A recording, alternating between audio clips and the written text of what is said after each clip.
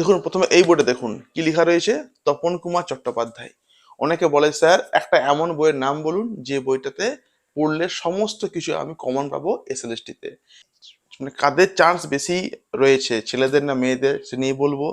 এবং পুরোপুরি প্যাটার্নটা বলতে আপনাদের মানে কেমন নাম্বার বিভাজন হতে পারে এসএলএসটি তে সেটা নিয়ে বলবো। শুনতে দেখুন একটু খারাপ লাগতে পারে, কিন্তু প্লিজ মন দিয়ে শুনবেন, কারণ এটা আপনার অনেকটা কাজে লাগাবে আগামী দিনে। এবং এসএলএসটির উপর একটা ব্যাচ আমি শুরু করছি এই 1 আগস্ট থেকে। এই হলো আমার ফোন নাম্বার, সবাই জানে। ফোন করে আপনি ভর্তি হতে পারেন, কিংবা নিচে দেওয়া রয়েছে ডেসক্রিপশন বক্সের লিঙ্ক ফ্রি হোয়াটসঅ্যাপ গ্রুপে, ক্লিক করে ওখানে চলে আসুন, ওখানেও আমি অনেক তথ্য আর কি দিচ্ছি।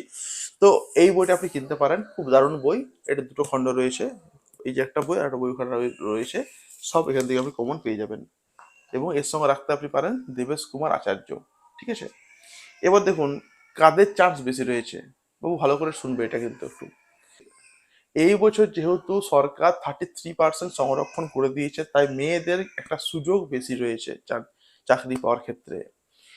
মেয়েরা কি করবে, নিজেদের যে ফিমেল যে সিটটা সেটাকেও পাবে, এবং মেলদের সিটটাও কিন্তু ওটা তো বরাবরই পায় আর কি। কিন্তু যেহেতু সংরক্ষণ করে দিয়েছে 33%, তাহলে চাকরির সুবিধাটা অনেক বেশি, ছেলেদের একটু কমে যাচ্ছে। এই নিয়ে বিধানসভাতে তো অনেক তুমুল ঝামেলাও হয়েছে, কিন্তু এই সরকার যেহেতু এটা পাস করতে চলেছে বা পাস হয়তো করবে, সেহেতু মেয়েদের ক্ষেত্রে একটু বেশি চান্স রয়েছে।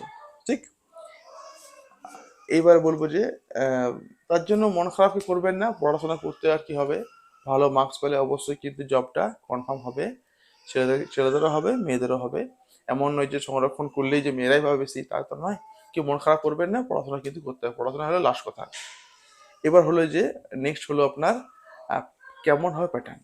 দেখুন 90 নাম্বারের পরীক্ষা হবে, এমসিকিউ হবে, 90 নাম্বারের পরীক্ষা এমসিকিউ। আমাদের বাংলাতে কি রয়েছে, 30 নাম্বার ব্যাকরণ, 30 নাম্বার সাহিত্যের ইতিহাস, আর 30 নাম্বার রয়েছে আপনার পাঠ্য বই থেকে। পাঠ্য বই বলতে আমাদের সাহিত্য সম্ভার, সাহিত্য সঞ্চয়ন, কোনি, শঙ্কুর ডায়েরি। এবং যারা 11-12 যারা দেবেন ওদের ক্ষেত্রে একটু অ্যাড আর কি হবে 11-12 বইগুলো।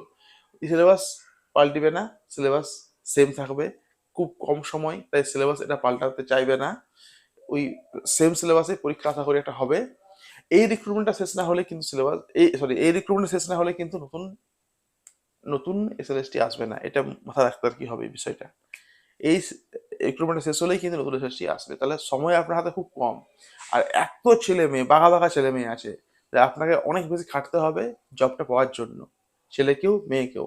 তাই প্রত্যেককে বলবো যে পড়াশোনা দারুণ করে চালিয়ে যান, দেখুন এই চাকরিটা কিন্তু আপনার হাতের মুঠে থাকবে। ঠিক আছে, তাহলে প্রত্যেকে বলবো যে ভালো করে পড়াশোনা করুন, এবং ওই জবটা অবশ্যই আপনার হবে। লেগে থাকুন, এবং শুভেচ্ছা রইল। যদি চান যে ভর্তি হবো আমার কাছে, আপনি আমার এই নাম্বারে যোগাযোগ করুন, আমি আপনাকে হেল্প করব। খুব কম টাকা, মাত্র 199 টাকা মাসিক এখানে পড়ানো হয়। থ্যাংক ইউ প্রত্যেককে।